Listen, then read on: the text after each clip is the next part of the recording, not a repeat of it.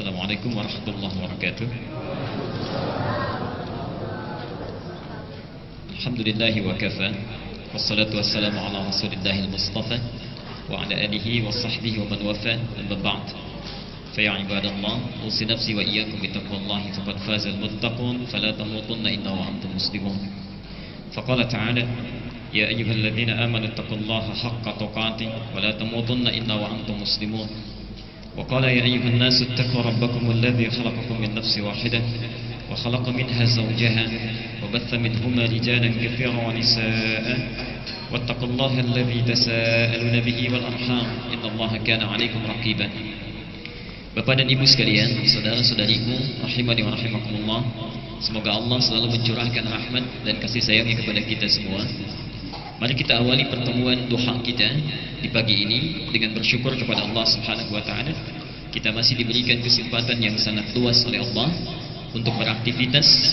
Semoga rangkaian aktivitas kita dimulai hari ini dinilai oleh Allah sebagai ibadah yang diikhlaskan hanya kepadanya, dan juga dimuliakan oleh Allah menjadi amalan-amalan terbaik dibandingkan dengan amalan yang pernah kita jalani atau tunaikan di hari-hari yang telah lalu. Bapak dan Ibu sekalian, sebelum kita lanjutkan kajian kita di pekan keempat ini dengan bahasan As-Sunnah An-Nabawiyah, As-Sunnah An-Nabawiyah, sunnah-sunnah yang dipraktikkan oleh Rasulullah atau disandarkan pada aktivitas kehidupan Nabi dari mulai beliau bangun tidur sampai tertidur kembali. Bagaimana cara bangun tidurnya, apa yang dilakukan ketika beliau ke toilet, bagaimana cara wudunya, bagaimana cara sholat bangun malamnya dan sebagainya, sampai beliau kemudian tertidur kembali. Kita bermohon kepada Allah semoga dengan belajar materi ini Allah memberikan dan menepati janjinya kepada kita ketika kita mengamalkannya, seperti tercantum di Quran surah ketiga Ali Imran ayat 31.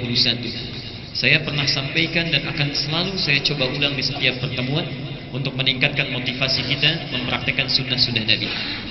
Perhatikan kalimat Qurannya. Qul in kuntum tuhibbunallaha fattabi'uni. Qul in kuntum tuhibbunallaha. Katakan Muhammad pada orang-orang yang mengklaim dirinya mencintai Allah, pada orang-orang yang menyatakan pada dirinya saya sayang dengan Allah. In kuntum tuhibbunallaha, jika kalian benar-benar mencintai Allah. Nah, ibu sekalian, bapak sekalian, ayat ini bisa saja berbunyi begini. In tuhibbullaha. Jadi bisa saja kuntumnya dibuang. Bisa saja Allah menyampaikan in tuhibbullaha, jika kalian mencintai Allah. Tapi kalau satu kalimat berbentuk kata kerja mudhari' ditambah dengan kana di depannya, ada kata kuntum misalnya, itu dalam bahasa Arab berfungsi taukid, membedakan orang serius dengan tidak. Jadi ada orang-orang yang lisannya mudah mengatakan saya cinta Allah, saya sayang Allah, tapi ayat ini diawali dengan kata kuntum, seakan-akan ingin menyampaikan orang yang serius cintanya beda dengan orang yang sekedar bertutur saja. Orang yang benar-benar membuktikan cintanya kepada Allah beda dengan orang yang asal mengucap saja. In kuntum tuhibbunallaha, jika kalian benar-benar menyatakan mencintai Allah, fattabi'uni, maka ikutilah aku. Ikutilah sunnah Rasulullah sallallahu alaihi wasallam. Ikutilah petunjuk kehidupan Nabi. Nah, yang menarik di sini, bisa saja Allah mengatakan, bisa saja misalnya in kuntum tuhibbunallaha ittabi'uni, tidak menggunakan fa. Tidak menggunakan fa. Penggunaan fa di sini dalam bahasa Arab, saya coba tuliskan ya supaya ada gambaran. Walaupun ini huruf perangkai jawaban, dalam bahasa Arab ada 3 jenis huruf yang mengiringi satu pernyataan. Kadang menggunakan waw, kadang menggunakan thumma, kadang menggunakan fa. Saya ilustrasikan misalnya, Dhahaba Muhammad ila Jami' al-Ihsan wa Ahmad. Muhammad pergi ke Masjid Al-Ihsan dan Ahmad kemudian menyertai.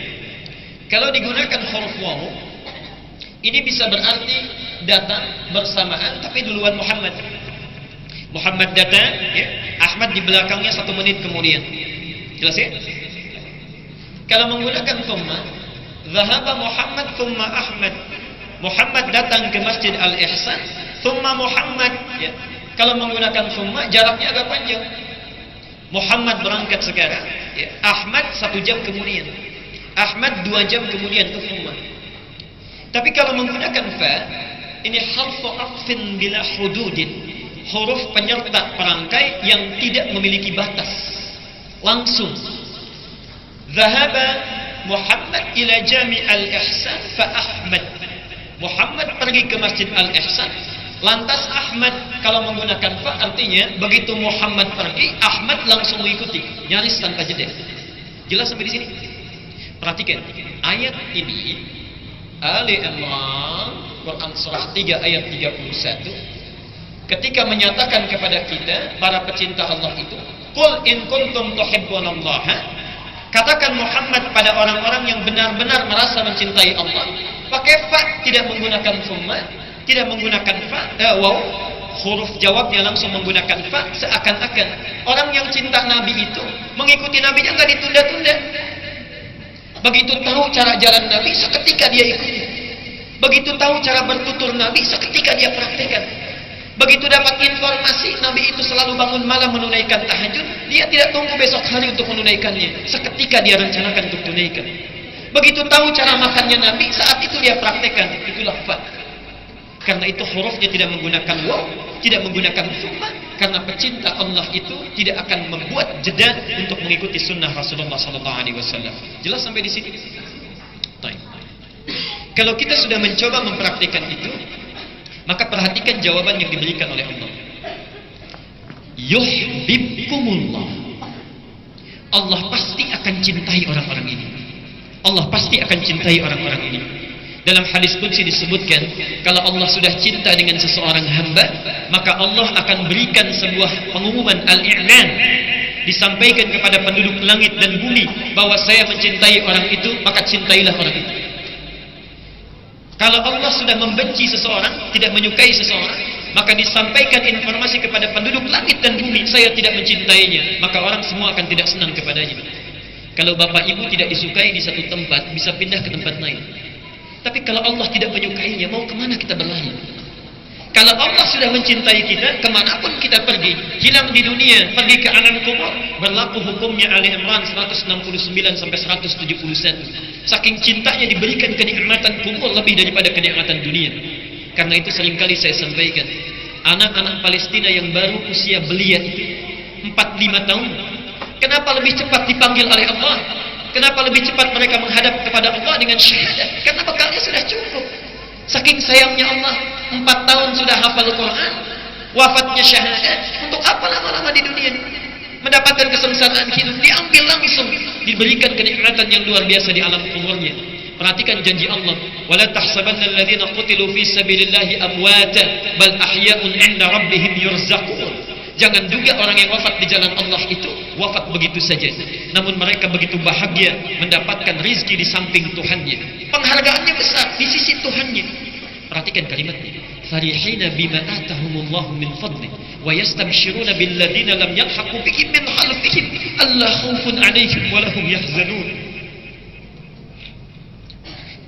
Sampai disampaikan saking bahagianya di alam kubur ini, mereka kalau bisa kembali itu akan datang kepada keluarganya, menyampaikan, kamu jangan sedih, jangan takut karena saya telah tiada. Di sini itu enak, kalau bisa cepat menyusul ke sini, kalau bisa cepat ke sini. Karena itulah ada kebiasaan di Palestina itu, kalau ada orang syahid itu mereka tidak menangis, keluarganya membagikan manisan, ya, menyampaikan ucapan selamat, karena ada kebahagiaan yang sudah didapatkan. Kita ada di mana itu? Mereka wajar 4 tahun diambil syahadat karena sudah hafal Quran, amalnya sudah banyak. Antum 40 tahun, kadang-kadang Quran saja sudah jarang kita baca dalam sehari. Apa yang akan kita banggakan di hadapan Allah Subhanahu wa taala? Karena itu bertakwalah kepada Allah, sempurnakan amalan kita. Mulai sekarang rencanakan ikuti sunnah Nabi. Mudah-mudahan dengan itu Allah memberikan cintanya kepada kita. Kalau Allah sudah cinta, wa yaghfir lakum dzunubakum, dosa sebesar apapun pasti Allah ampuni, akan dirangkul kita menuju kepadanya dalam kebaikan. Maksud saya, dari kita belajar pertemuan sampai hari ini, saya sangat bermohon pada Bapak Ibu sekalian, jangan cuma rajin datang, semangat mencatat, tapi coba tanyakan pada diri kita sampai pagi ini, berapa persen dari materi kita yang sudah kita praktekkan. Kita sudah ambil sunnah Nabi dari mulai bangun tidur, sudahkah dipraktekkan? Cara bangun tidurnya Nabi, doanya Nabi, cara masuk toiletnya, cara salat tahajudnya, dan sunnah pasca tahajudnya. Saya mohon praktekkan itu, karena kita tidak tahu kapan kita akan meninggal. Mudah-mudahan kalau wafat kita di hari ini bisa kembali kepada Allah dalam keadaan yang dirahmati olehnya. Baik. Bapak dan Ibu sekalian, kita langsung teruskan pembahasan kita. Di pertemuan yang lalu kita sudah membahas beberapa sunnah pasca tahajud. Sunnah pasca tahajud, ya. Atau perkenankan saya ini mereview dulu sebentar untuk mengingatkan kembali, ya. Karena 1 bulan itu seringkali lebih banyak lupanya, ya. Jangankan sebulan, kadang-kadang sehari sudah bahasan, besoknya sudah lupa, ya. Apalagi antum banyak makan nasi, kan. Dalam bahasa Arab nasi itu artinya lupa. Saya sedang belajar dengan ustaz saya, ya. Beliau lama di Kairo dulu, lama di Saudi. Kita sedang belajar ilmu hadis. Beliau tanya kepada kami, "Ma ma'na kita?" Apa artinya ini? Gak ada yang jawab. Kemudian bertanya, "Limadza lam tujibu?" Kenapa enggak jawab? Kita jawab, "Nasina ustaz, kami lupa." Dijawab oleh ustaz kami, "Akaltum nasi katsiran fanasitum." Kamu kebanyakan makan nasi makanya lupa. Karena nasiya itu dalam bahasa Arab artinya lupa. Akaltum nasi katsiran fanasitum. Baik, saya ingatkan kembali, perhatikan. Di antara sunnah Nabi saat kita bangun dari tidur, tidak langsung bangun, duduk sejenak. Setelah itu mengusap atau menghilangkan bekas kantuk kita, bekas tidur kita. Setelah itu membaca doa bangun tidur. Alhamdulillahilladzi ahyana ba'dama amatana wa ilayhi nusyur. Setelah itu membaca 10 ayat terakhir di surah Ali Imran, ya. Tolong dihafalkan, ya. Sudah berapa bulan kita berlalu. Ini dalilnya di bawah. Setelah itu kemudian menuju kamar mandi atau toilet, ya. Mencuci kedua telapak tangan dulu. Hadisnya sudah disebutkan, ya. Kemudian bersiwak, menyikat gigi. Berwudu langsung bagi yang tidak, berhubungan seksual suami istri atau berjanabah, ya. Setelah itu mandi janabah bagi yang berhubungan, ya. Baru kemudian kita bersiap menunaikan tahajud. Artinya kalau antum sudah belajar sunnah nabawiyah, itu sudah harus membiasakan tahajud, ya. Tidak ada ceritanya kalau antum belajar as-sirah saja, misalnya belajar fikih saja, belajar tafsir saja, silahkan, apa saja bisa dipraktikkan. Tapi kalau belajar sunnah Nabi, hari ini kita belajar, malam sudah kita lakukan, atau bahkan keluar dari masjid ini sudah kita terapkan, ya. Bangun tahajud artinya tidur lebih awal, ya. Kemudian bangun juga lebih awal. Dalilnya sudah saya sampaikan. Ada berapa cara menunaikan tahajud. Nabi kadang bangun di awal malam, kadang-kadang di pertengahannya, kadang-kadang di sepertiga malamnya. Kemudian sifat tahajud Nabi sudah kita bahas. Beliau sangat bagus dan panjang bacaannya. Kita agak sulit untuk meniru salatnya Rasulullah, ya. Saya pernah satu kali pimpin salat khusuf gerhana, ya, di salah satu tempat. Itu baru gerhana saja. Lalu saya sampaikan, Bapak Ibu sekalian, ingin seperti sunnah Nabi atau mirip-mirip sunnah Nabi? Jawabannya langsung, sunnah Nabi Pak, katanya. Baik. Saya belum mulai itu. Saya berbalik lagi, saya tanyakan, baik, kalau kita akan sesuai sunnah Nabi, tolong direnungkan dulu. Rasulullah itu karena salat khusuf kan 2 kali rukuk, 2 kali sujud, ya. Artinya 4 kali baca surah. Bacaan pertamanya Al-Baqarah, keduanya saya bilang Ali Imran, ketiga An-Nisa, keempat Al-Maidah. Itu langsung direspon, Pak, mirip-mirip sunnah Nabi, kan? Oke, kita kembali ke mulanya. Tapi Rasulullah itu rakaat pertamanya saja nampaknya agak sulit untuk kita ikuti. Abdullah bin Mas'ud saja, Abdullah bin Mas'ud itu mencoba mengikuti Rasulullah cara tahajudnya. Kata beliau, hampir saya itu berprasangka buruk pada diri saya. Karena ketika Rasulullah baru 100 ayat Al-Baqarah, dikira mau selesai, ternyata dilanjutkan lagi. Rakaat pertamanya itu sudah 3 surat minimalnya. Al-Baqarah, Ali Imran, An-Nisa. Rasulullah. Makanya kata Aisyah, jangan tanya bagus dan panjangnya. Memang sudah bagus dan panjang. Jadi minimal kita bisa tunaikan mirip-mirip sunnah Nabi, ya. Lihat kekhusyuannya, lihat ayat yang bisa kita baca, nanti kita akan pelajari lebih jauh. Gerakannya sudah saya sampaikan, begitu juga dengan jumlah rakaatnya. Ini dalilnya sudah diuraikan. Kemudian ini sunnah pasca tahajud. Selesai menunaikan tahajud, tidak langsung kita, misalnya sampai dengan ke fajar atau bahkan tertidur lagi misalnya. Ada beberapa sunnah yang diajarkan Nabi. Satu, memperbanyak istighfar. Ini sudah kita bahas. Yang kedua, memperbanyak doa kepada Allah. Ini pun sudah kita bahas. Dan bahasan kali ini adalah memperbanyak bacaan Al-Quranul Karim. Memperbanyak bacaan Al-Quran. Di dalil tentang doa-doa sunnah, yang antum ada flash disk silahkan sampaikan, nanti kita kopikan. Saya kopikan di masjid. Materi saya taklim manapun boleh dikopi, boleh disebarkan, dan itu tidak ada batasan. Ya. Mudah-mudahan siapapun bisa belajar dan meluaskan ilmunya. Kalau ada yang salah, segera sampaikan untuk diperbaiki. Kalau ada yang kurang, kita sempurnakan. Kalau ada yang benar, segera amalkan, jangan ditunda. Ya. Baik. Materi hari ini adalah mengenai memperbanyak bacaan Al-Quran pasca tahajud. Bapak dan Ibu sekalian, di antara sunnah Rasulullah SAW setelah menunaikan ibadah salat tahajud, ya, ada beberapa sunnah yang diajarkan oleh Nabi, dan itu subhanallah, itu dilestarikan oleh para sahabat dan salafus saleh, ya, dipelihara oleh mereka, dijaga oleh mereka, dan dipraktekkan dalam kehidupan hariannya. Dan barangkali di sini belum banyak yang mengetahui, hampir 80% sahabat Nabi itu rata-rata pengusaha, rata-rata pebisnis. Nanti kita akan bahas bagaimana sifat sahabat Nabi ini dalam kesibukannya masih sempat menghafalkan Al-Quran, tidak pernah meninggalkan tahajud, masih sempat menunaikan amalan-amalan sunnah dan sebagainya. Ya, nanti kita akan coba lihat. Dicatat dulu dalilnya, barangkali ini sudah saya sampaikan. Mari kita lihat dalil yang pertama dari Al-Quran dan sunnah ini.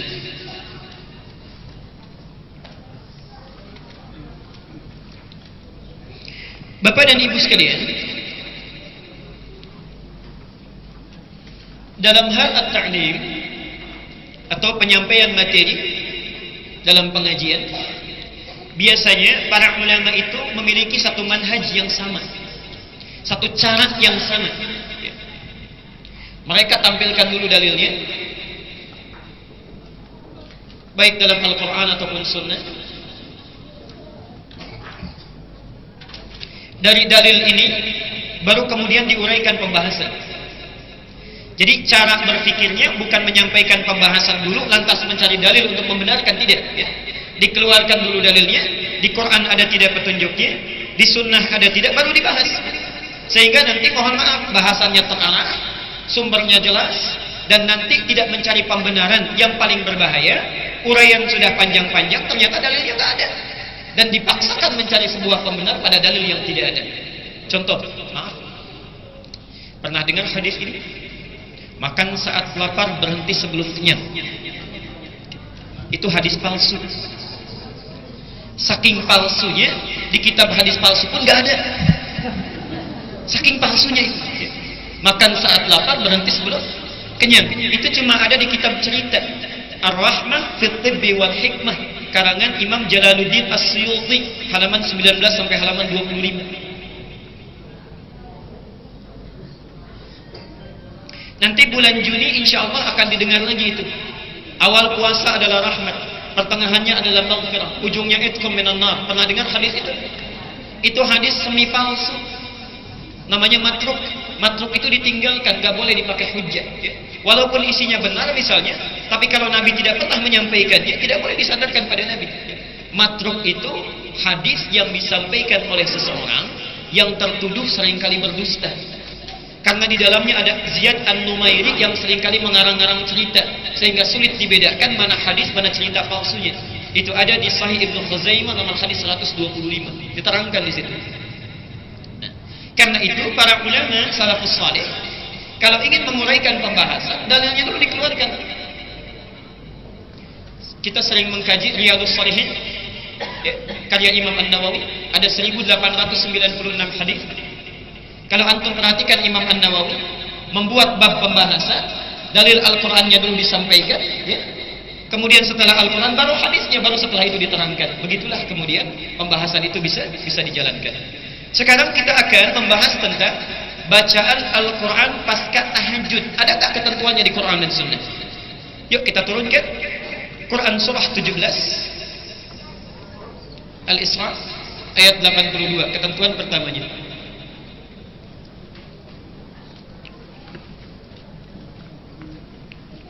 Wa nunazzilu minal Qur'ani ma huwa shifaa'un wa rahmatun lil mu'minin wa la yazidu adh-dhalimina illa khasara. Tolong fokus bersama saya ke sini sebentar. Bapak dan Ibu sekalian, ayat ini cukup unik ya, karena langsung dirangkaikan dengan ayat tahajud.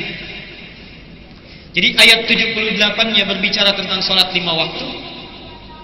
Aqimis salata liduluki syamsi ila ghasaqil laili wa qur'anil fajri inna qur'anal fajri kana mashhuda. Ini salat yang 5 waktu.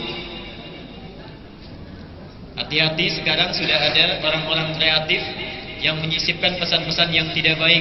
Salat boleh 3 waktu tanpa alasan apapun. Hati-hati itu ya. Itu dari Syiah itu. Setelah itu plus sunnahnya tahajud. Ayat 79 sampai dengan 81. Ini sudah saya bahas. Uniknya setelah menerangkan tentang ayat tahajud, menerangkan tentang keutamaan bacaan Al-Quran.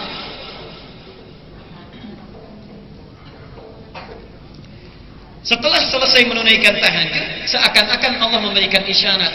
Di Adz-Dzariyat surah 51 ayat 18 disampaikan yang pertama tentang istighfar, wabil ashari hum yastaghfirun. Selesai menunaikan tahajud di waktu sahar sebelum fajar, ada orang yang memperbanyak istighfar kepada Allah Subhanahu wa taala. Di ayat ini menyampaikan sunnah yang kedua. Perhatikan.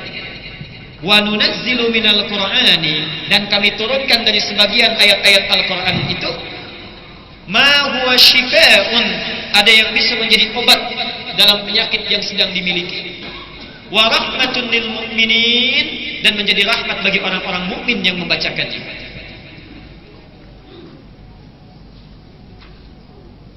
Fokus sebentar. Saya mau pesan sebentar begini ya. Nanti pertemuan selanjutnya, kalau taklim dengan saya, tolong bawa mushaf yang ada di rumah. Mushaf yang di rumah. Saya mohon dibawa, atau minimal nanti ada perangkat mushaf. Karena kita akan selalu membuka Al-Quran. Dan bulan depan ada kaitan materi dengan cara menghafal Al-Quran dari Al-Quran. Saya sudah siapkan itu tulisannya, nanti boleh di copy ya, untuk bulan yang akan datang. Perhatikan sini. Wa nunazzilu minal Qur'an, ada minnya.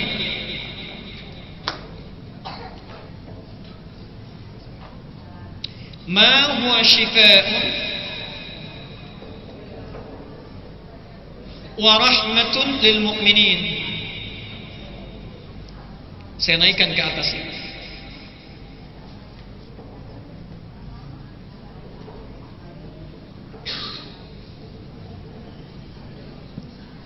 Satu, maaf dari sini dulu. 1, 2, 3. Perhatikan keutamaan bacaan Al-Quran yang dibacakan pasca tahajud. Dan Allah bagaimana menyifati orang-orang yang mengamalkan amalan ini. Gelarnya lain, pahala yang diberikan lain, dan juga yang paling menarik adalah peluang yang diberikan kepada kita diungkapkan dengan cara yang sangat indah. Perhatikan kalimat 1, menggunakan huruf min. Min di sini ya, dalam bahasa Arab disebutkan min at-tab'id. Jadi ada min menunjuk kepada masafah, jarak. Al-masafah. Ada min ya, menunjuk kepada al-fasl, pemisah. Ada min yang ketiga menunjuk kepada at-tab'id, menunjuk kepada sebagian, tidak keseluruhan. Sebagian. Contoh, Dhahaba Abu Faisal min Jakarta ila Sumatera. Ayahnya Faisal pergi dari Jakarta ke Sumatera. Min di sini disebut dengan min al-masafah, jarak. Dari Jakarta ke Sumatera. Jelas ya? Pemisah yang memisahkan antara satu dengan yang lainnya. Contoh yang paling kita hafal saja. Qul a'udzu. Kemudian min syarril waswasil alladzi fi sudur. Ujung ayatnya minal, dari jin dan manusia. Ada setan yang wujudnya jin, ada setan yang masuk ke dalam diri manusia. Dipisahkan antara setan jin dengan setan manusia. Min di situ disebut dengan min pemisah, ya, at-tafriq atau al-fasl. Jelas di sini. Terakhir at-tab'id, menunjuk kepada sebagian saja, bukan kepada keseluruhan. Di antara contohnya ayat ini. Seakan-akan Allah meminta kepada kita, perhatikan kalimatnya sangat indah sekali. Nggak perlu tamatkan Qur'annya. Walaupun cuma bisa baca sebagian saja, itu sudah bagus. Jadi Allah itu nggak menuntut banyak kepada kita. Selesai tahajud, masih ada waktu kepada fajar. Walaupun nggak sampai tamat Qur'an, silahkan baca sebagiannya. Ibu mau baca Al-Baqarah saja boleh. Bapak mau baca Al-Maidah bisa. Ada yang nggak sempat baca Al-Falaq boleh, An-Nas juga boleh. Allah tidak menuntut banyak. Yang penting ada ayat Quran yang bisa kita baca. Min at-tab'id. Jelas sampai sini? Oke, satu. Karena itulah saking indahnya perintah ini. Bahkan dalam praktek tahajud pun, bacaan itu baca yang paling mudah katanya. Lihat Al-Muzammil surah 73 ayat ke-20. Faqra'u ma tayassara minal Qur'an. Ma tayassara.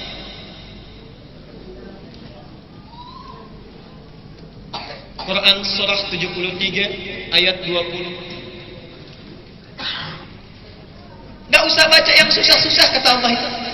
Bangun tahajud saja Allah sudah senang luar biasa itu. Disusul dengan istighfar sudah senang luar biasa. Apalagi dibacakan Quran pada saat itu. Kita gunakan sunnahnya. Walaupun cuma baca sedikit. Faqra'u ma tayassara minal Quran. Dalam tahajud kita baca. Selesai istighfar kita bacakan kembali. Perhatikan penghargaan Allah yang diberikan kepada kita. Orang yang baca Quran sekalipun tidak keseluruhannya, maka kata Allah, perhatikan jawabannya. Satu, ayat yang dia baca itu kalau tidak menjadi obat bagi persoalan yang sedang dia alami, itu bisa menjadi rahmat dalam kehidupannya. Perhatikan, tolong fokus di sini ya. Kalau tidak jadi obat, pasti jadi rahmat. Dan di antara ayat Quran itu ada yang diturunkan oleh Allah bisa menjadi obat, syifa, bisa menjadi rahmat dalam kehidupan. Sekarang saya akan terangkan dengan singkat karena ini sudah dibahas dan saya tidak akan ulang lagi. Dalam bahasa Arab, termasuk dalam Al-Quran dan Hadis, penyakit itu dibagi kepada dua bagian dan obatnya pun ada dua. Awas jangan salah menggunakan ya. Satu, penyakit yang terkait dengan fisik secara fisikal. Sakit kepala, sakit perut, luka dan lain sebagainya. Itu dalam bahasa Arab disebut dengan da'un. Da'un. Ibu kelihatan di belakang? Kurang besar? Baik, saya besarkan.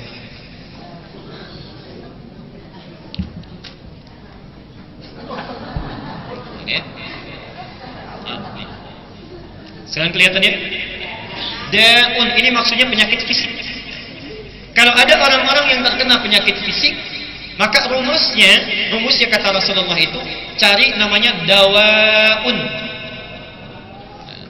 Dawa'un.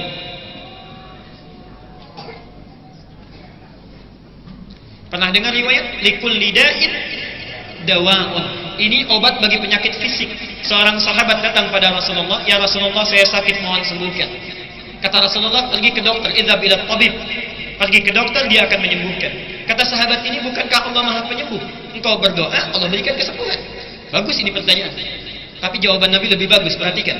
Allah titipkan kesembuhan itu, obat itu di tangan para dokter. Pergi ke sana. Idhab ila tabib. Jadi kalau antum sakit, ikuti rumusnya. Sunnah Nabinya pergi ke dokter, cari obat. Sakit kepala, coba periksa, beli Panadol, cari Konidin. Sakit mah, beli Promah. Jangan datang ke ketentuan yang menyimpang. Ya. Maaf, sakit perut perginya kemana? Kadang-kadang ada yang ke dukun, kadang ke paranormal, macam-macam. Yang paling aneh itu cuma di kita saja. Kadang datang ke hewan. Hewannya pun dikasih gelar. Gelarnya itu cukup prestisius dan tidak ditemukan di ujung dunia kecuali di Indonesia. Kiai. Ada Kiai Selamat itu. Ternyata kerbau ya. Dan yang paling unik bukan hanya hewan itu, ada yang minta kepada benda. Sudah tidak bisa bicara, tidak bisa bergerak, dilap juga sama kita, masih minta kepada benda. Sekarang sedang dicari-cari itu Kiai Nogosiluman sampai ke Belanda itu. Ya. Kerisnya Pangeran Diponegoro dicari-cari sampai ke Belanda. Jadi kasih Kiai. Namanya pun sudah aneh, kan? Hati para bapak-bapak ini sekarang sedang marak ini. Ada yang minta juga pada akik gitu.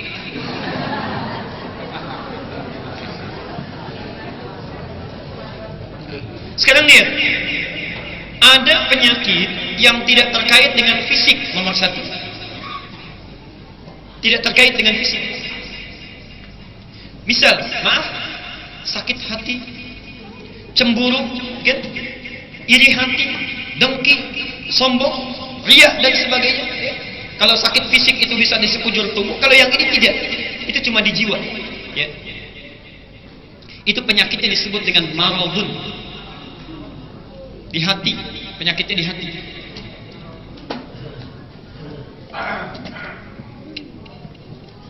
Jelas ya? Baik. Al-Baqarah ayat 10, fi qulubihim maradun fazadahumullah marada.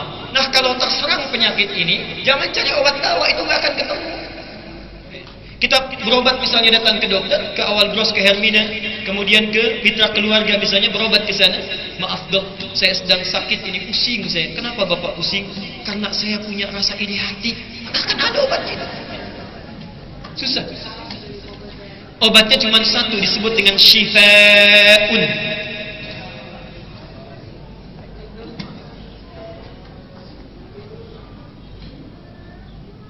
Pilih ayat Quran, dibacakan oleh kita. Saat membaca itu merasa mendekat kepada Allah. Ketika dibacakan dan ingat Allah, itulah Allah yang menjadikan hati kita menjadi tenang. Ala bi dzikrillahi tatma'innul qulub. Dengan ingat kepada Allah, hati kita menjadi tenang. Cara mengingat Allah itu bisa dilakukan dengan membaca ayat-ayat Al-Quran. Jelas sampai sini? Yang paling hebat, perhatikan ya. Ini barangkali pesan saya kepada para ibu ini terutama. Tadi saya sampaikan, penyakit fisik itu apa namanya? Daun. Obatnya apa? Baik. Terkadang kita akan menemukan salah satu penyakit yang secara medis klinis sudah susah obatnya.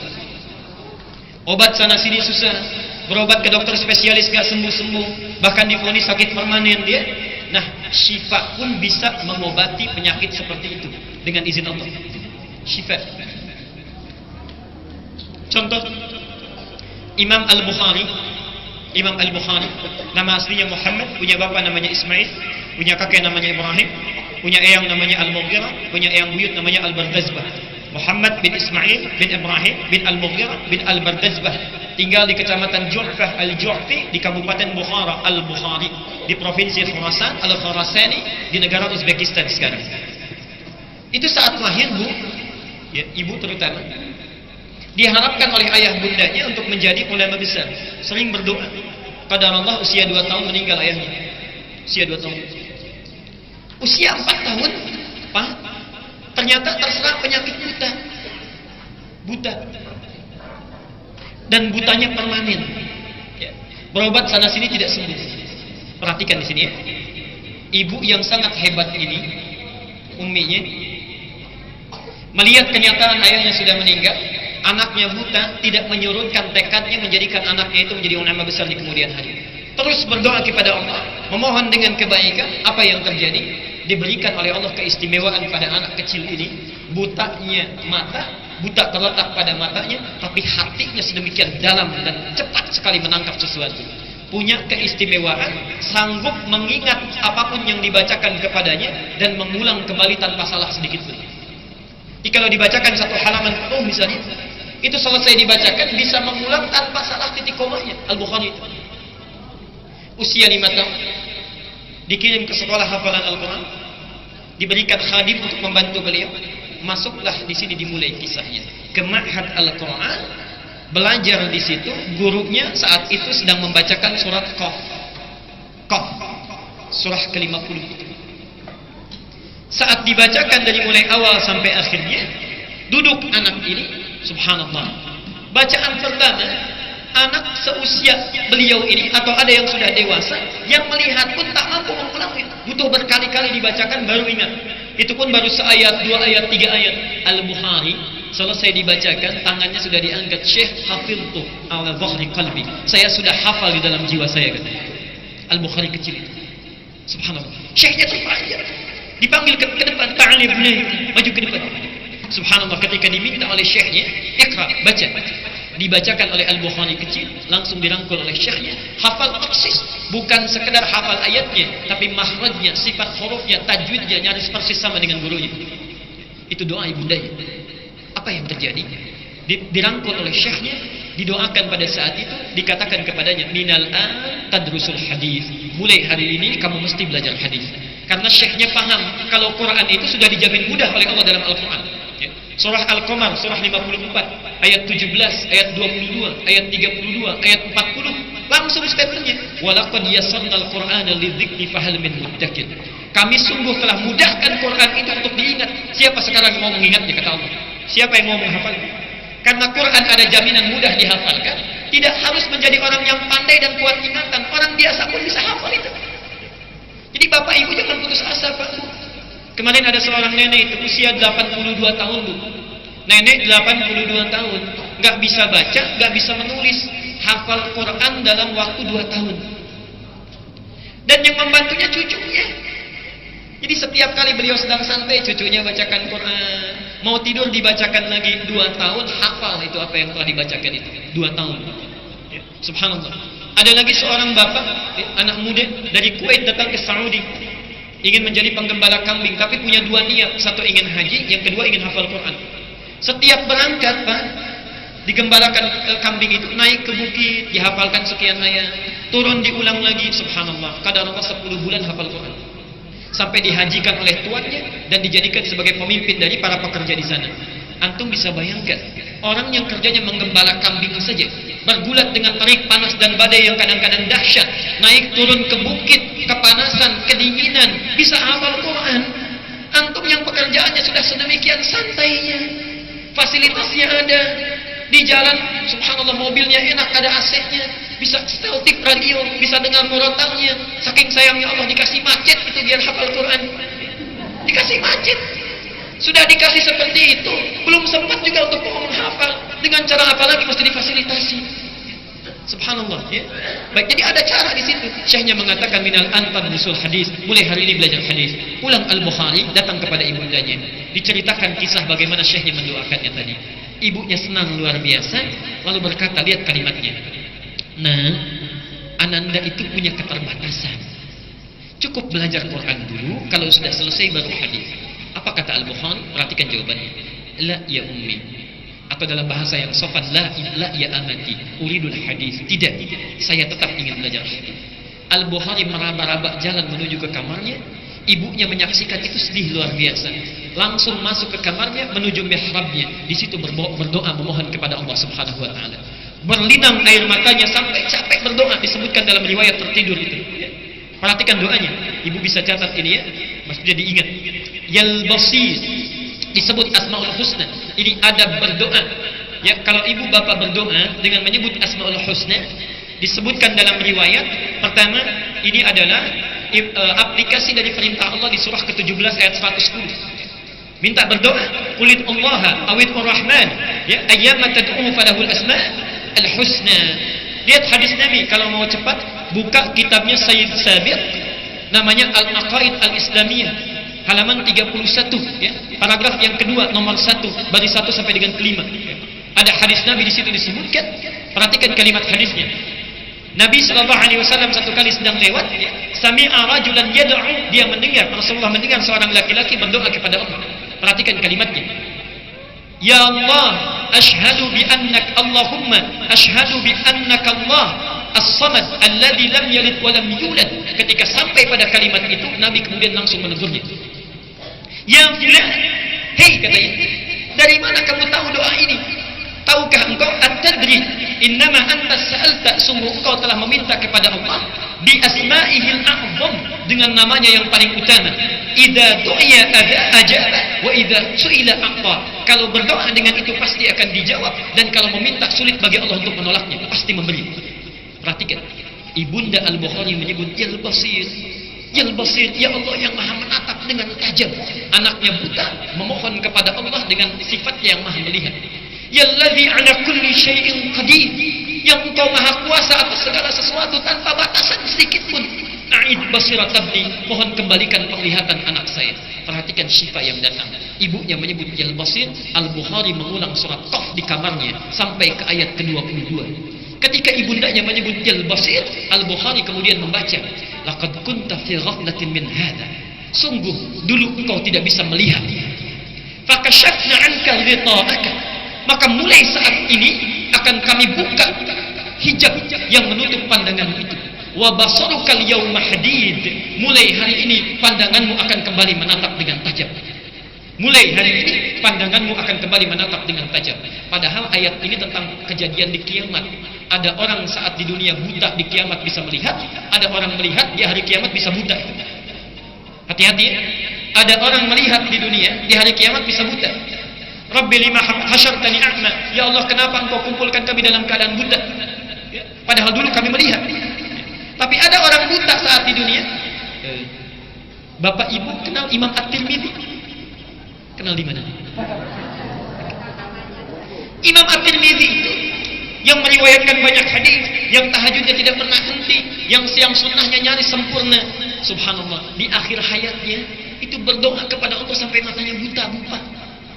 Sampai matanya buta karena takut kalau pulang bekalnya belum cukup. Itu At-Tirmidzi itu.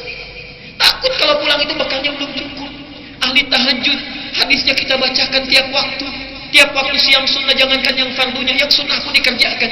Masih berdoa kepada Allah, takut sampai buta matanya berdoa. Takut kalau pulang itu belum cukup bekalnya. Kita yang surganya belum jelas, hisabnya tidak menentu, jangankan sunnah yang wajibnya kadang-kadang tertinggalkan, hadis tidak tahu hafal berapa, Quran tidak tahu juz berapa sudah sampai di mananya. Cita-cita paling tinggi ingin masuk surga Firdaus bersama Nabi, apa amalan yang sudah disampaikan? Imam At-Tirmidzi, perhatikan poinnya. Keutamaan akhirat diturunkan lebih cepat oleh Allah kepada Al-Bukhari di dunia. Perhatikan kalimatnya. Wa basarukal yawma hadid, tiba-tiba Al-Bukhari meloncat dari tempat tidurnya, terbuka pandangan yang bisa melihat lagi.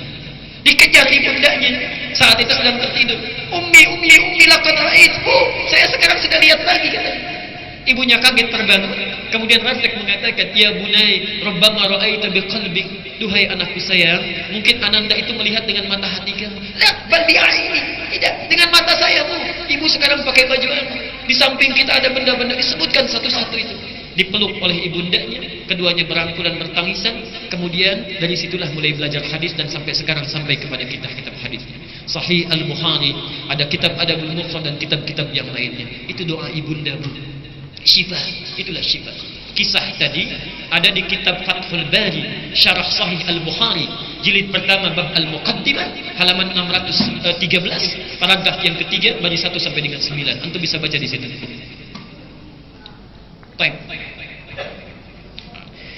Sekarang kalau kita sudah jelas manfaatnya, jadi kalau bangun itu setelah tahajud kita bacakan Quran, ayo pilih ayat-ayat yang sesuai dengan kebutuhan kita, itu maksudnya. Min di sini. Jangan semua dibaca. Kalau bisa pilih yang cerdas, lihat indeks Qurannya, fahrasnya. Misal, maaf, antum yang laki-laki sedang bekerja ada kesusahan. Lihat ayat-ayat di Quran yang terkait dengan kemudahan yang Allah berikan dalam pekerjaan kita. Al-Isra ayat 79 sampai dengan 81 misal. Pekerjaannya nggak susah, cuma datang lagi banyak. Al-Insyirah. Anak kita sedang ujian, akhlaknya sulit untuk diatur. Bagaimana cara mendidiknya? Luqman, Quran surah 31, 13 sampai dengan 19. Di rumah tangga ada persoalan, ya, mohon maaf, suami itu susah diberi pengertian, marah lagi. An-Nisa ayat 19. Bapak, istri susah dikendalikan. Kenapa kok susah sekali mengikuti aturan? Suami ngajak kebaikan kok susahnya luar biasa. An-Nisa 34. Jadi di kamar yang lain Ibu An-Nisa 19, yang di kamar sini Bapak An-Nisa 34 itu ya. Minimal kalau nggak dapat ini, mendapatkan rahmat. Wa rahmatun, perhatikan saya tutup, lil mu'minin. hanya akan diberikan pada orang mukmin yang yakin betul ketika dia membaca dan mengamalkannya. Jadi kalau nggak yakin nggak akan dapat.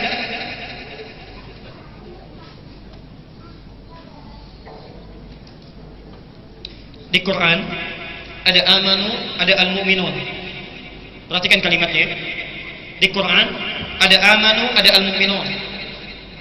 Kalau disebutkan di Quran kata amanu, ini artinya orang yang sudah beriman tapi imannya belum konsisten, masih turun naik. Maaf, kalau sedang ada motifnya jamaah senang, gitu ya. Sedang susah tahajud naik, ya. Sudah lepas kesulitan, mulai tertinggal satu-satu, ya. Sedang Ramadan mulai naik, gitu kan? Selesai Ramadan hilang dengan musab-musabnya, ada gitu. Ya. Saat Ramadan berhijab, selesai Ramadan selesai hijabnya, bisa seperti itu. Itu amanu. Karena itu di Quran kata amanu sering disandingkan dengan amal soleh, supaya dengan melakukan amal soleh itu meningkat kualitas keimanan kita.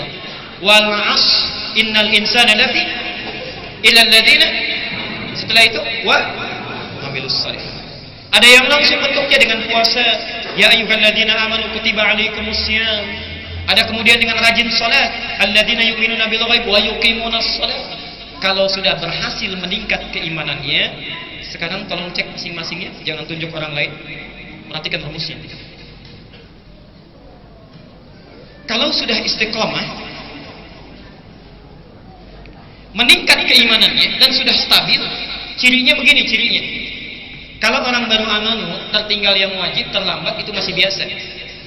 Tapi kalau orang sudah istiqomah, jangankan yang wajib, ketinggalan yang sunnah, menyesalnya luar biasa. Ya Allah, saya nggak bangun semalam, ketinggalan tahajud saya. Dia ganti paginya langsung dengan membaca wirid dan ayat Al-Quran. Ya Allah, lupa saya, ya Allah, kenapa bisa terlambat seperti ini? Nggak puasa saya hari ini, bangun terlambat, tidak sempat siam sunnah di hari Senin. Penyesalnya luar biasa. Itu sudah naik derajatnya, istiqamah. Dirubah namanya dari amanu menjadi mu'minun, jadi mukmin.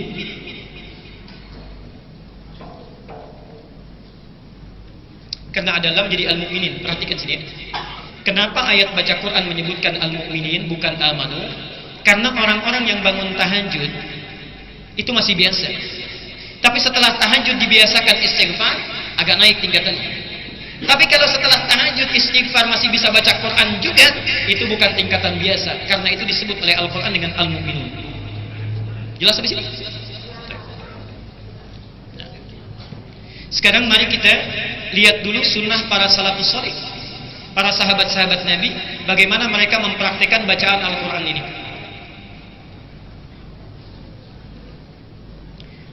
Insya Allah senang baca buku. Insya Allah senang baca buku ya.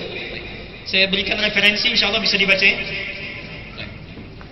Jangan khawatir, ada bahasa Indonesianya ya, ada terjemahannya.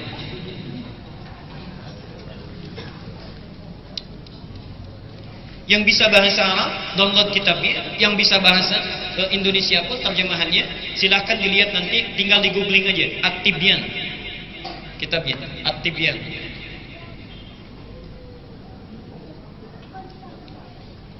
Karya Imam An-Nawawi. Judul lengkapnya At-Tibyan fi Adab Hamalatil Quran.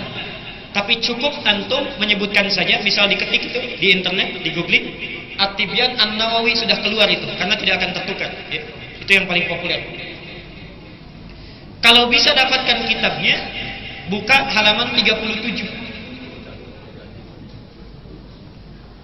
Paragraf kedua, pembahasan tentang pasal. Di bawah pasal ini ada dua paragraf, satu baris ya. Paragraf 1 plus paragraf 2. Di setiap paragraf itu ada 8 baris. Paragraf 1 baris 1 sampai dengan 8, paragraf 2 baris 1 sampai dengan 8. Ini semua tentang kisah para sahabat dan salafus saleh yang mempraktekkan bacaan Quran setelah tahajud. Ini dulu sumbernya. At-Tibyan fi Adab Hamalatil Quran, di kitab aslinya berbahasa Arab, halaman 37, bab fasal, paragraf 1 dan 2, baris 1 sampai dengan 8. Sekarang kita praktekkan teorinya. Saya mulai dari teorinya dulu, setelah itu kita lihat kalau masih ada waktu, kita lihat praktik para sahabat. Bagaimana Utsman bin Affan, bagaimana Tamim Ad-Dari, bagaimana Abu Bakar, bagaimana Umar bin Khattab, bagaimana para tabi'in, bagaimana salafus saleh, ya. Kita akan terkejut nanti, mereka ada yang dalam semalam bisa menghatamkan Al-Qur'an. Ya. Yuk lihat. Ambil poin yang bawah dulu, jenis bacaan Al-Qur'an. Sebelum kita ke kebiasaan salafus saleh, kita harus bisa petakan dulu ada 3 jenis cara kita berinteraksi dengan Al-Quran. Nanti kita pilih mana yang paling bermanfaat ya. 1, ada yang disebut dengan qiraah, itu tulisan ini. Al-qiraah. Yang kedua, ada yang disebut dengan tilawatul Quran.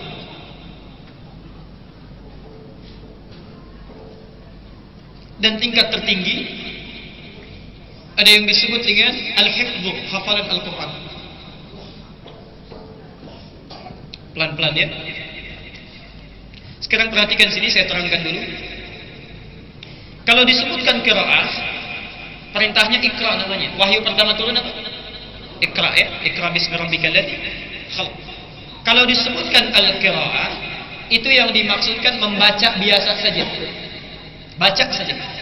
Bacaan yang tidak menuntut kita untuk paham, itu disebut dengan qiraah.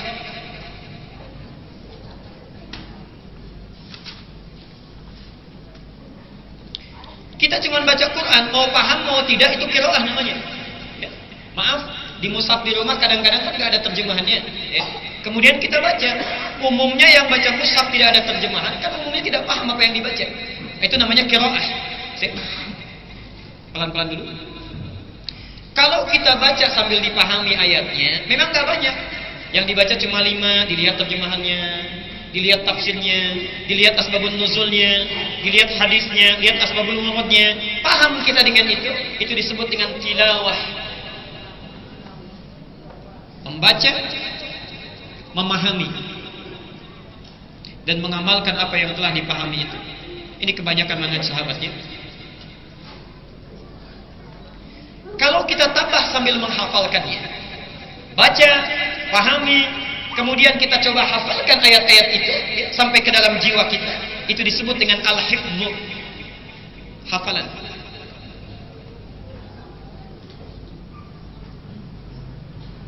Baik. Sudah? Coba buka Quran surah 29 ayat 45, Al-Ankabut.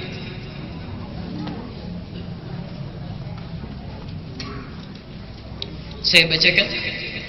Kalau ujungnya antum hafal, cuman awalnya yang lupa, dalam tanda petik. Inna sholata tanha. Itu ujungnya, awalnya lupa kan? Utslu ma uhya ilaika minal kitab. Utslu. Oke. Tadi wahyu pertama turun, kalimat awalnya apa? Iqra. Sekarang saya mau tanya, kalau iqra artinya apa? Bacalah. Sekarang lihat, kalau utslu di situ apa? Saya sangat penuh berkeyakinan di semua mushaf kita diterjemahkan dengan bacalah. Yang mushafnya bukan artinya bacalah, terjemahannya bacalah, silakan bisa angkat tangan. Insya Allah saya berikan buku itu. Hampir tidak ada, tidak ada. Artinya bacalah. Anda bisa perhatikan, 2 kata berbeda bisa diartikan dengan terjemah yang sama. Kalau ikra, itu dari kata qiraah. Kenapa wahyu pertama turun itu, wahyu pertama turun, menggunakan kata ikra? Karena saat turun kalimatnya dengan ikra, ingin menegaskan ummiyati Muhammad SAW. Rasulullah itu orang yang ummi, jangankan paham, baca pun gak bisa. Jadi kalau wahyu pertama turun dengan menggunakan kalimat utslu dari tilawah, artinya menuntut baca dan pemahaman, ayatnya keliru. Karena Nabi itu jangankan paham, baca pun gak bisa. Tapi subhanallah, setelah mengikuti bacaan Jibril, ditanamkan Quran dalam jiwa Nabi di surah 75 Al-Qiyamah ayat 14 sampai dengan 16. La tuharrik bihi lisanaka lita'jala bi. Muhammad, jangan cepat-cepat engkau mengucapkan bacaan itu supaya ingin cepat hafal. Inna alaina jam'ahu wa qur'ana. Kami sudah kumpulkan Quran di dalam dirimu itu. Fa idza qara'nahu fattabi' qur'ana. Kalau Jibril sudah bacakan, kamu tinggal mengikutinya. Setelah Allah tanamkan Quran dalam diri beliau, muncul ayat-ayat hukum syariat, merubah perintahnya dari iqra menjadi utslu. Tilawah. Perhatikannya, ini sangat penting sekali. Kalimat tilawah dirangkaikan dengan kata perintah sholat. Wa aqimis sholat. Seakan-akan ada pesan penting dalam Al-Quran.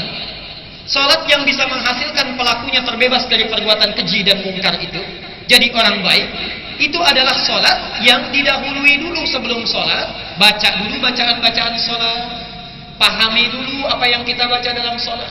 Sholat yang dipahami bacaan dan gerakannya itulah yang menjadikan pelaku sholat itu terbebas dari perbuatan keji dan mungkar. Artinya kalau kebanyakan sekarang, maaf, orang sholat tapi masih bohong juga, orang sholat tapi masih korupsi juga, orang sholat tapi masih berselisih juga, orang sholat masih melihat tayangan yang tidak layak juga. Kemungkinan terbesarnya ada sindiran di Quran. Maaf, kebanyakan orang sholat tidak paham, tidak mengerti apa yang dibaca dan dilakukan dalam sholatnya. Coba lihat sampai duha ini. Maaf ya, sekali lagi, sudah ribuan kali kita sholat, berapa persen bacaan sholat yang kita paham? Tiap hari ruku itu mengerti gak dengan bacaan yang kita baca dalam ruku? Tiap waktu sujud paham gak dengan yang dibaca?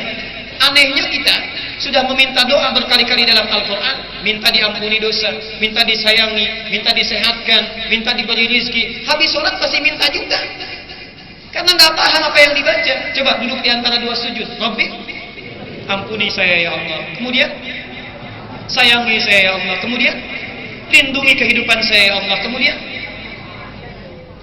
angkat derajat saya ya Allah. Kemudian, warzuqni, berikan saya rezeki. Selesai sholat masih minta juga, ya Allah tolong anugerahkan kepada saya rezeki. Pak, yang tadi apa dalam sholat? Yang tadi warzuqni,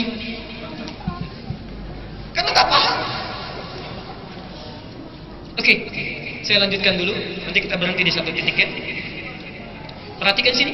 Nah, sekarang sunnah para sahabat itu mempraktikkan yang mana? Ada mereka mempraktikkan yang ini saja, tapi sangat jarang.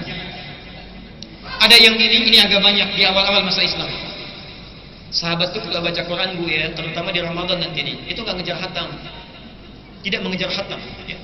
Baca paling banyak 5 ayat, dipahami dulu, terus dicoba diamalkan. Kalau sudah paham diamalkan, pindah ayat yang lain lagi, itu tilawah namanya. Nah, kebanyakan mereka ini mengulang hafalannya. Sekarang manhaj pelajaran kita, kalau kita ingin memilih yang 3 ini, bagaimana cara memulainya? Ya, saya akan mulai yang 1 ini saja. Kita ambil yang ini, al-qiraah. Bagaimana cara para sahabat Nabi membaca al-qiraah? Rumus dari Nabinya seperti apa?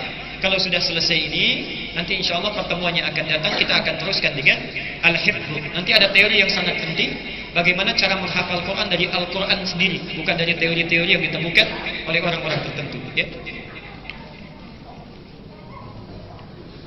Baik. Hadis riwayat At-Tirmidzi. Nomor hadis 2910 dan 2920.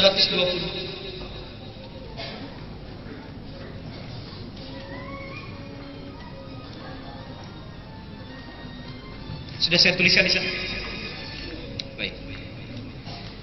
Bapak dan Ibu sekalian, ada rumus yang disampaikan oleh Nabi sebelum kita mengamalkan satu ibadah tertentu. Jadi jangan dilakukan dulu. Rumus ini disebut dengan wa'dun. Ulama menamakannya dengan wa'dun atau al-wa'du.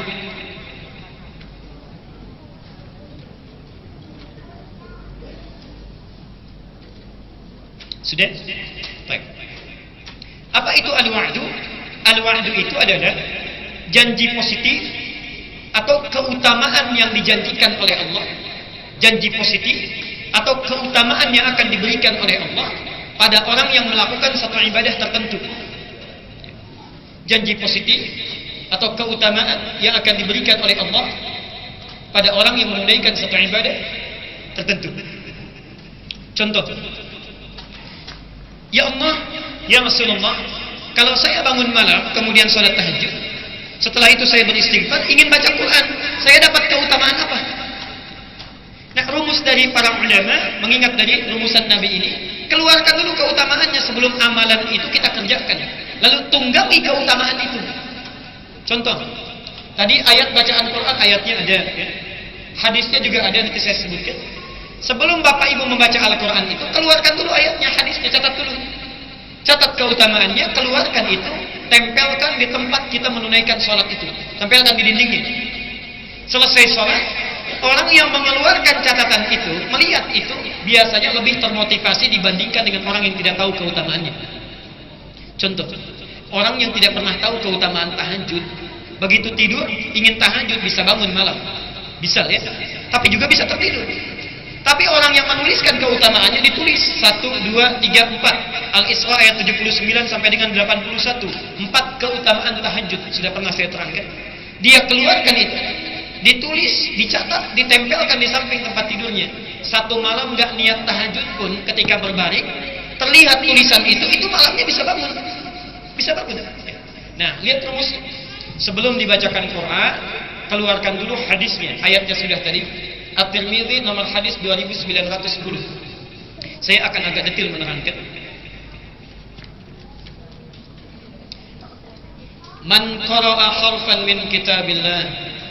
Siapa yang membaca satu huruf saja dari kitab Allah Al-Quran, falahu asyru hasanat. Satu huruf berbanding 10 kebaikan, maka dia akan mendapatkan 10 kebaikan.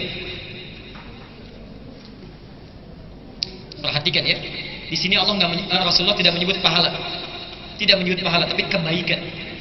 Kebaikan itu umum bentuknya, ya, bisa bikin kita sehat, bisa mendapat rahmat, macam-macam. Walam aqul alif lam mim harfun. Saya tidak katakan, kata Nabi, alif lam mim itu satu huruf. Perhatikan kalimat ini. Walakin alifun harfun. Tapi pahamilah kata Rasulullah, alif itu sudah satu huruf. Lamun harfun, lam satu huruf. Mimun harfun, mimnya satu huruf. Walikulli harfin asyru hasanat. Dan setiap hurufnya mendapatkan 10 kebaikan.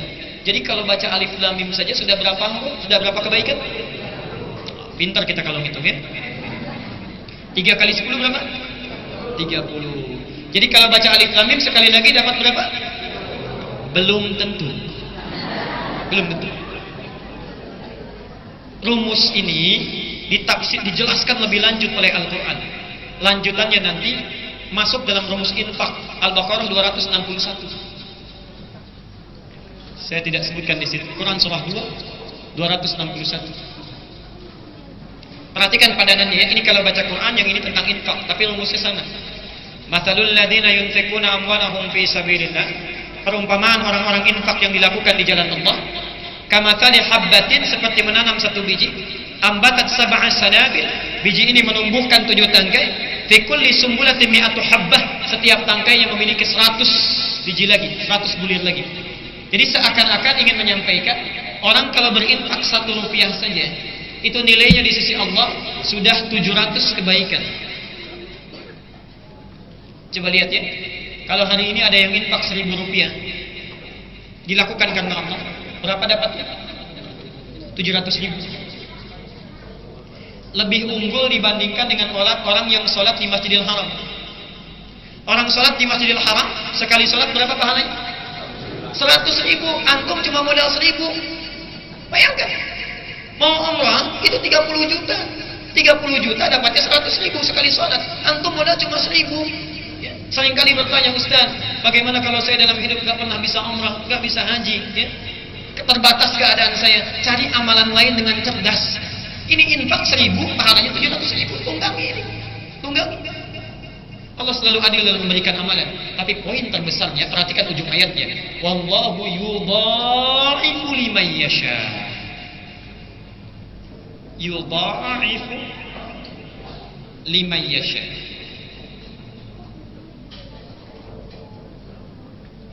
Saya akan berikan satu hal yang sangat unik ya.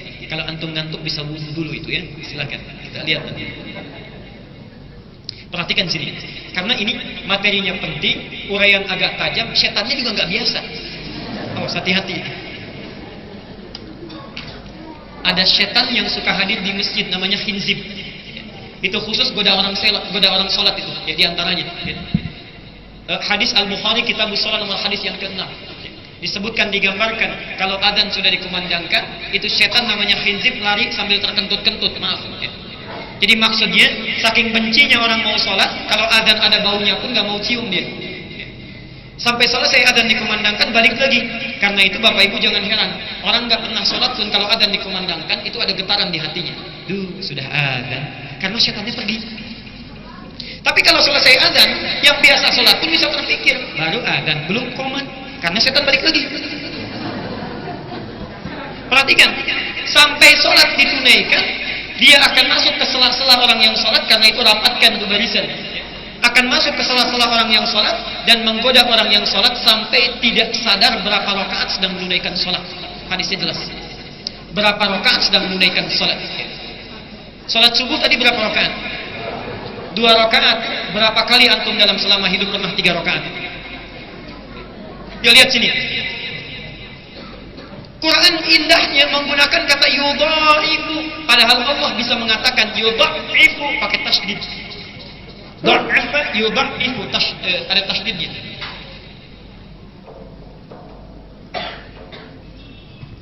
Perhatikan keunikan bahasa Al-Quran di sini. Kalau kalimatnya menggunakan tasydid, itu artinya pelipat gandaan yang bertahap, nggak sekaligus. Begitu infak, gandakan sedikit lagi. Ikhlas, gandakan sedikit lagi. Nggak banyak. Tapi kalau kalimatnya menggunakan alif, subhanallah, itu artinya panjang tanpa batasan. Kenapa tidak menggunakan yudha'ifu? Karena berdasar kadar keikhlasan kita, orang yang sangat ikhlas beramal karena Allah, itu subhanallah akan diberikan pahala yang berlipat tanpa batasan. Kalau antum memberikan sesuatu dengan hitungan, diberikan sesuai hitungan. Kalau kita memberi tanpa pernah berhitung, Allah memberikan bighairi hisab. Itu sama padanannya dengan hadis Al-Bukhari nomor hadis 711 dari Abu Hurairah.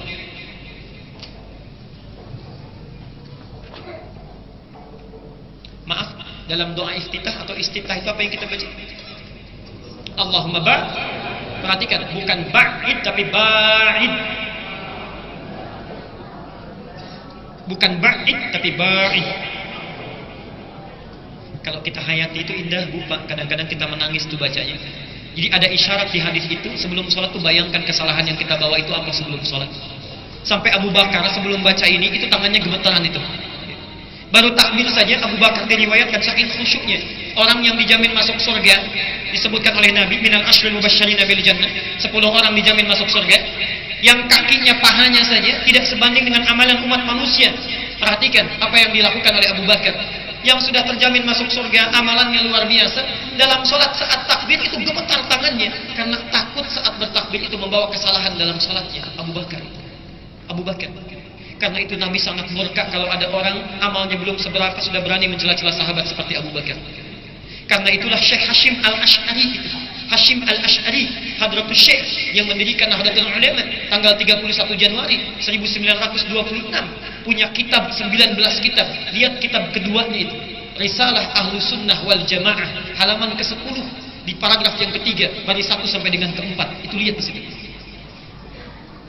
Menyebutkan tentang aliran menyimpang yang hadir di tanah Jawa, ya. Awalul zuhuri bid'ah fi ardi Jawa, ya, wal mubtadi'ina, dan awal munculnya bid'ah di tanah Jawa dan pembawa tokoh-tokohnya dan penyebarannya di tanah Jawa. Perhatikan kalimatnya. Wa minhum, di antara aliran yang menyimpang itu, Rafidhiyuna, adalah Syiah Rafidhah, yasubbuna ashaba Rasulullah sallallahu alaihi wasallam, Sayyidina Abu Bakar wa Umar radhiyallahu anhuma, yang pekerjaannya selalu mencela sahabat seperti Abu Bakar dan Umar. Itu Syekh Hashim pun sudah menyebut itu menyimpang, aliran yang tidak tepat. Ketua PBNU sekarang, ya, Bapak Aqil Siraj, itu di disertasinya, perhatikan, di dalam muqaddimah halaman tok, ya, baris yang kelima, paragraf yang terakhir, disebutkan di sini. Dalam penelitian disertasinya menyebutkan di Indonesia itu ada aliran-aliran yang menyimpang. Disebutkan dalam kurung pakai stip 1 Asy-Syiah. Syiah. Yang kedua Al-Qadianiyah, gerakan Ahmadiyah Qadiani, itu langsung disebutkan. Dan yang terakhir Turuqus Sufiyah, tarekat-tarekat sufi yang tidak sesuai dengan tuntunan Al-Quran dan Sunnah, itu sudah disebutkan di sini. Baik. Perhatikan, Abu Bakar ketika beliau, subhanallah, takbir saja sudah gemetaran itu. Ini rumusnya. Allahumma ba'id, kenapa bukan ba'id? Ya Allah, mohon jauhkan saya antara saya dengan kesalahan yang saya bawa saat akan sholat itu, seperti engkau jauhkan antara timur dengan barat. Kalau kalimatnya menggunakan tasydid, ba'id, itu artinya jauhkan tapi masih bisa saya lihat. Disimpan di belakang masih kelihatan. Tapi kalau ba'id artinya mohon jauhkan sejauh-jauhnya sampai saya nggak bisa lihat lagi. Itu maksudnya. Sekarang perhatikan ya. Apa hubungan dengan bacaan Quran dengan hadis tadi? Yuk lihat sebentar. Kalau antum baca dengan bacaan biasa, itu dapatnya cuma 30 setiap huruf. Maaf, 3 huruf tadi. Tapi kalau dibaca dengan ilmu bahasa hadis, ada satu ilmu namanya ilmu arud. Ya. Jadi kalau antum ingin menguasai bahasa hadis, mutlak menguasai 4 ilmu. 1 nahwu, perubahan kata. Maaf, akhir kata. Yang kedua sharaf, perubahan kata. Yang ketiga balaghah. Balaghah punya 3 cabang ilmu lagi, ma'ani, bayan, dan badi'. Dan yang keempat ilmu arud. Ilmu arud itu satu ilmu yang, perhatikan ya, menuliskan sesuatu sesuai dengan yang dibacakan, bukan yang terlihat. Yang dibacakan sesuai yang dibacakan, bukan yang terlihat. Nabi kan mengatakan, bukan menuliskan kan? Nabi mengatakan, ini apa? Alif, jadi tulisannya begini. Berapa huruf? 3 huruf, berarti dari satu ini saja sudah ada 3 huruf. Berapa kebaikan? 30. Belum tentu. Ini huruf apa? Bukan alif, ini hamzah. Hamzah. Berapa huruf hamzah itu? 4 huruf. 1, 2, 3, 4. Belum tentu. 4 kali 10 berapa? 40. Belum tentu. Ha ini huruf apa? Ha itu tulisannya haun 3. Artinya orang yang membaca Quran tanpa pernah berhitung pahala, Allah akan lipat gandakan tanpa batasan. 1 hurufnya bisa banyak. Wallahu yudha'ifu liman yasha, akan dilipat gandakan tanpa batasan bagi siapapun yang dikehendakinya. Karena itulah Bapak Ibu sekalian, para ulama salafus saleh, kata Imam An-Nawawi, itu tidak pernah meninggalkan kesempatan untuk baca Quran selesai tahajud. Di antara mereka, wa minhum yahtimul Qur'an al-Karim, ada yang menghatamkan Al-Quran. Di antaranya, kalau halaman 37 paragraf yang pertama 1 sampai 8 itu menyebutkan yang golongan istimewa yang nomor terakhir. 1 bulan khatam Quran 30 juz. Turun selanjutnya, setengah bulan, 2 pekan, 15 hari, 30 juz. Ada yang 10 hari tamat Quran. Ada yang 3 hari tamat Quran. Yang paling hebat paragraf keduanya 1 sampai 8. Kebanyakan mereka, lihat, kebanyakan mereka menghatamkan Al-Quran dalam 1 hari. Tahajud masih sempat, ya? Istighfar masih sempat, juga menghatamkan Quran itu. Menghatamkan Quran. Dan yang paling juara itu Umar bin Khattab, sehari 4 kali khatam. Umar bin Khattab.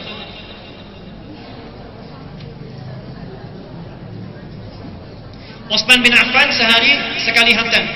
Tamim Ad-Dari itu sekali khatam dalam sehari. Ya, Tamim Ad-Dari. Ya. Abu Ruqayyah Tamim Ad-Dari. Pak, Ibu, Bapak Ibu jangan mengukur sahabatnya. Utsman itu pebisnis, Pak. Sibuknya luar biasa. Ekspor impor, berangkat ke negara lain, balik lagi, kerja lagi. Anda bisa bayangkan, dengan pekerjaan yang sangat sibuk masih bisa menghatamkan Quran setiap hari. Antum sesibuk apa? Kadang-kadang 1 ayat aja nggak sempat baca. Ayo bertakwalah kepada Allah, lihat itu. Ayo jangan cuma cari dunia, kita akan pulang suatu saat, akan meninggal. Itu apa yang sudah kita siapkan. Itu asmen. Oke. Saya cukupkan dulu sampai di sini, ya. Jadi maksud saya, mulai hari ini, kalaupun belum memahami bacaannya, setidaknya kita baca bacaannya. Rencanakan. Insya Allah malam ini berapa ayat? Urutkan. Jangan tunggu besok. Fattabi'uni pakai fa, keluar dari sini sudah direncanakan. Awas, hati-hati itu ya. Kalau masih ada yang besok, minggu depan saya nggak datang lagi tuh. Saya tutup dulu dengan hadis ya, sebentar. Saya tutup dengan hadis dulu. Nah, saya akhiri dengan salah satu hadis. Ustaz, itu kan kalau bisa baca Quran. Kalau saya ini agak terbata-bata. Sudah begitu susah lagi menyebutkan hurufnya. Pahalanya sama enggak? Dapat berapa, Bu? Sekarang perhatikan ya. Saya akhiri, lihat sini. Khusus bagi orang yang terbata-bata dan tidak lancar dalam menyebutkan bacaan Qurannya, itu diapresiasi oleh Rasulullah, dimohonkan pada Allah minimal, lihat bahasanya, minimal dapat 2 kali pahala yang lancar. 2 kali pahala yang lancar. Minimal. At-Tirmidzi nomor hadis 2920. Perhatikan hadisnya. Walladzi yatata'ta, sedangkan orang yang terbata-bata membacanya, wa huwa syaqqun 'alaihi, sudah terbata-bata susah mengucapkan hurufnya, berat sekali. Falahu ajran, minimal dapat 2 kali pahala orang yang lancar. Qul a'udzu. Berapa huruf? 1, 2, 3, 4, 5. Yang normal saja, hitungan biasa, dapat berapa kebaikan? 60 kebaikan. Kalau nggak lancar, kata Nabi, bahasanya itu minimal 2 kali itu dari yang lancar. Kok bisa ya Rasulullah? Karena kalau yang lancar cuma sekali baca. Qul a'udzu, 60 selesai. Yang nggak lancar, qul a'udzu, bukan bu tapi du. Qul a'udzu kali 2. Bu, itu lidahnya digigit sedikit, lidahnya. Qul a'udzu kali 3. Jadi setiap kali diulang-ulang pahalanya ada. Ya. Yang ingin saya maksudkan, ya, maaf, silakan tersenyum dulu itu ya, tinggal dipraktekkan nanti. Yang ingin saya maksudkan, kalau antum keluarkan dulu keistimewaannya, dituliskan, motivasi meningkat. Belum bisa baca Quran pun mau belajar.